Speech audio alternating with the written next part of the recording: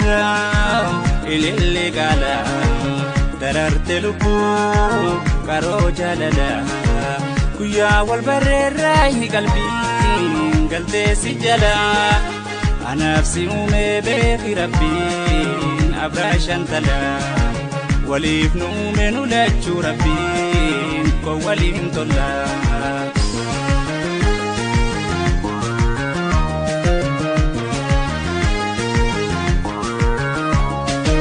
Yataanin barbaada guyyuu batachuu halkuu yaada siida garaa gaggalchuu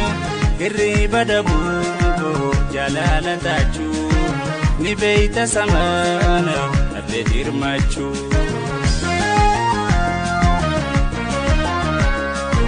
Jaalalti turjirti si gallakkisii as koottu karaarra gufuu bukkisii honna bira ooli nabuuko harsi wabiito ta'uufe namirkaneessi hoyyamne tasaafi alaana lesiife kolteen bolenarra dirmadhu dafi hoyyamne tasaafi alaana lesiife kolteen bolenarra dirmadhu dafi hoyyamne tasaafi alaana lesiife kolteen bolenarra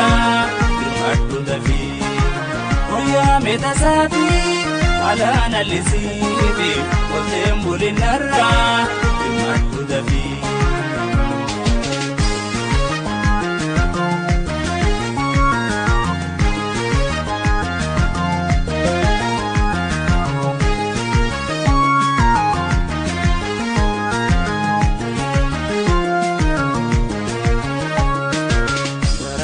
Birraa ilillee gaala dararte lubbuu qaroo jaalala guyyaa wal barreerraa inni qalbii galtee si jala anaaf si uumee beeki rabbiin abraa shantala waliif nu uume nu lachuu rabbiin koo waliin tola.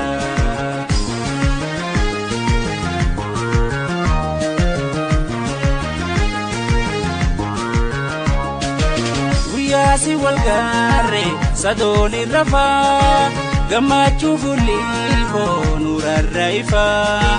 guyyaan si nagarre qalbiin nanaafaa hojaara hirriibni eessaan na dhufaa. Maraatu jaalala siniin mudadhee na oolchi lubbuutoo sittiin iyyadhee jaalalti akkami hin qabdu gaaffii tuusni isheen ooyita na laale dhufii hoyyamne tasaafi alaana lesiife kolteen bolenarra dirmadhu dafi